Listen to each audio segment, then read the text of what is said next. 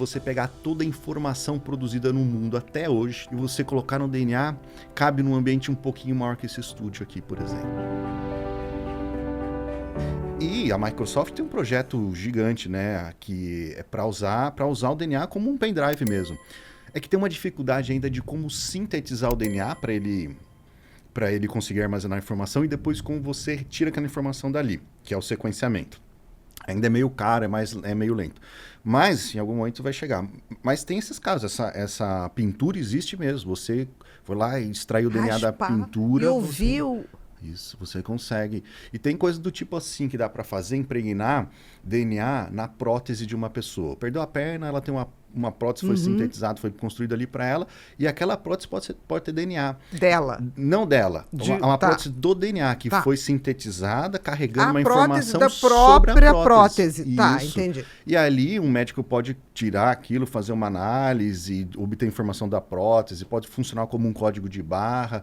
Inclusive tem isso também, outra coisa legal, que segue essa linha de raciocínio, que é o DNA das coisas, a genética das coisas, é que dá para impregnar DNA em tecido, por exemplo. Então, tem uma fábrica de algodão, tem uma fazenda com uma fábrica de algodão, faz calçadinho, se eu não me engano, na Europa. Na produção do algodão, eles impregnam aquele algodão com DNA sintético, que não faz mal, não tem problema nenhum. O DNA está em todo canto. DNA do algodão. Não, é um DNA que eles sintetizaram uma sequência específica, produzido artificialmente. Só que ele funciona como um código de barra.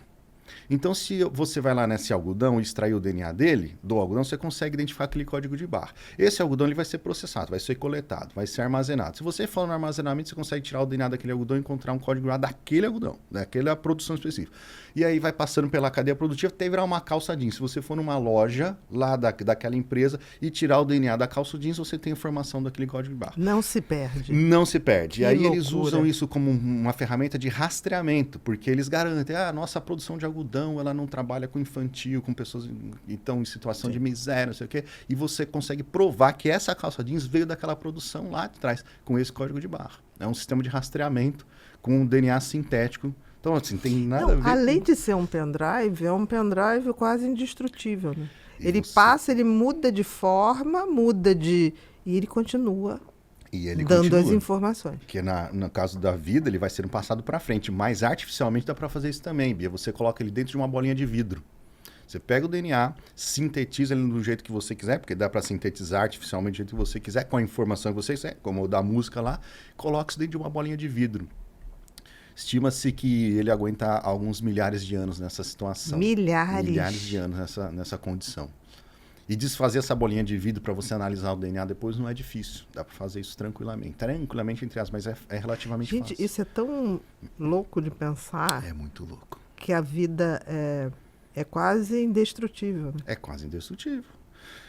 Talvez seja destrutível assim, nessa forma complexa. Mas digamos assim, a matriz... A matéria-prima da vida. Aquilo que diz o que foi aquilo... É quase indestrutível, né? Pois é. Então, voltando ao raciocínio. Moléculas de DNA é uma ferramenta de armazenamento de informação. Essa informação é a informação que está na vida de todos nós. Qualquer célula, de qualquer organismo vivo, tem DNA ou RNA, né? Tem material genético. A gente vai, para simplificar aqui, o DNA.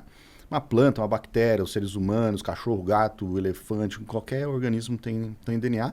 E a informação para o desenvolvimento daquela vida está ali armazenada no DNA, está ali guardadinha, como se fosse um livro de receita, que em algum momento alguém pega aquele livro, lê a receita, os ingredientes, como modo de preparo, e vai utilizando aquela informação gradativamente para o desenvolvimento da receita. Produzir um bolo, por exemplo, para o desenvolvimento da vida. É assim que funciona a molécula de DNA.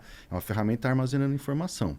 Então, quando o embrião é formado, o zigotão foi produzido. Lá, um espermatozoide, fecundou um óvulo, o espermatozoide estava carregando parte da informação genética, o óvulo outra metade, quase metade, né? A mulher carrega um pouco mais que o homem, o feminino mais que o masculino, um pouquinho, produz o zigoto, e aquele zigoto, a hora que aquele genoma a hora que aquele zigoto ele se completa, os genomas se completam, eles se encontram e formam uma célula, né, pronta para se multiplicar, que virá a ser um embrião ali na frente, o que acontece é uma ativação daquele genoma. E aquela informação genética para a produção da vida que está armazenada naquele DNA, ela começa a ser recrutada.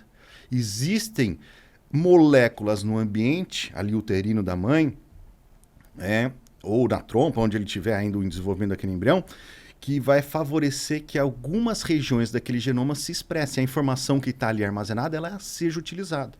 Muitas vezes, o produto da ativação dessa porção do DNA é uma proteína que vai desempenhar uma função ali naquela célula, né? Naquele embrião, no caso. E essas porções que carregam a informação, que são ativadas, que são recrutadas, são chamadas de genes. Então, quando a gente tem a expressão dos genes, nós temos o recrutamento, a utilização dessa informação que estava ali até então dormente. E muitas não vão ser ativadas. A maioria não vai ser em algum momento. Ela vai sendo ativada ao longo da vida, em situações específicas. E depende também do que está ao redor. Aí é que o bicho começa a pegar. É isso que é a boa notícia. Porque tudo, Bia, tudo que acontece em termos de genética, nada mais é do que a molécula de DNA que carrega toda essa informação interagindo com o ambiente.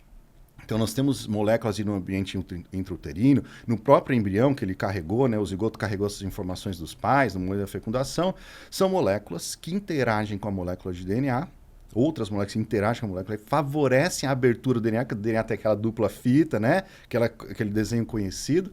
Essa molécula se abre, ela se expõe para outras moléculas e aí o gene é expresso. A informação, ela é retirada dali, ela é copiada, né? Porque a informação ela fica guardadinha, ela não se perde. Ela é copiada e a cópia dessa informação que é utilizada. E aí começa o desenvolvimento embrionário. Aquele embrião começa a se desenvolver, se multiplicar, e aquelas porções vão se dividindo, que eu não sei de embriologia, não vou lembrar.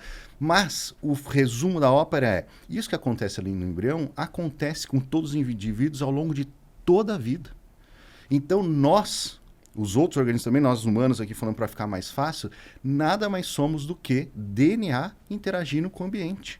O nosso genoma, as nossas moléculas de DNA interagindo com o ambiente. Quando eu falo de ambiente, é tudo. É o que a gente come, é o que a gente bebe, a nossa sociedade que a gente vive, quando a gente pratica atividade física, essa interação que a gente está tendo agora. E isso tudo está resultando na interação do ambiente com o meu genoma, com o seu genoma nesse momento, e a gente está se expressando dessa maneira.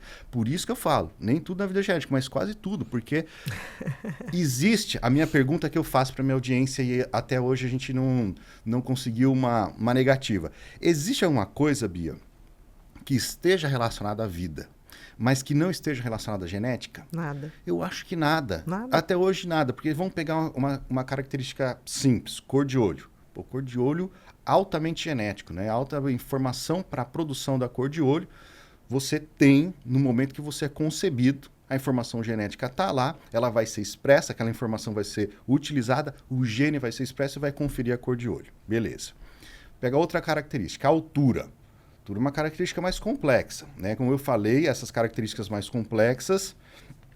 Tô Zé Palestrinha aqui, Bia, você vai me guiando. Tô adorando. Beleza. A característica mais complexa, ela é o resultado de vários genes atuando, ou ao mesmo tempo, alguns em mais intensidade, outros em menos intensidade. Então, nós estamos falando de características que são várias... Para ela surgir, ela acontecer, você tem a produção, a interação de vários genes. Quando você tem...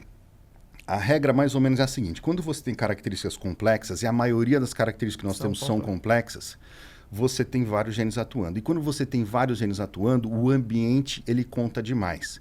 Então, falando de altura, o indivíduo ele já nasce com uma predisposição genética até um mínimo e um máximo de altura. Onde ele vai ficar nessa faixa? Depende do ambiente, porque nós somos a interação da genética do DNA com o ambiente. Então, é o que ele come, se ele pratica atividade física, se ele sofreu algum abuso, né? Que tipo de atividade física, que tem umas que alongam, outras achatam, tudo depende. E aí, esse conjunto de genes de informação serão ativados e desativados em determinadas medidas para conferir a característica no fim. Beleza, falamos de uma característica aí que é a altura complexa, que tem uma boa parte genética, por volta de uns 40%, 60% determinado pelo ambiente. Tá, e o que mais pode ser genético? A gente pegasse uma predisposição a desenvolver TDAH, por exemplo. TDAH. Eu ouvi alguém falando, foi alguma revista, algum lugar aí eu li, descobriram que TDAH tem correlação genética. Tudo tem. Tudo tem. Tudo. Não existe essa. Descobriram que diabetes tem... Tudo tem correlação genética. Algumas mais simples, outras mais complexas. Exatamente. Então, se a gente for evoluindo esse raciocínio, a gente pode chegar num acidente de carro. Será que o acidente de carro que você pegou ali na rua, não existe um componente genético ali?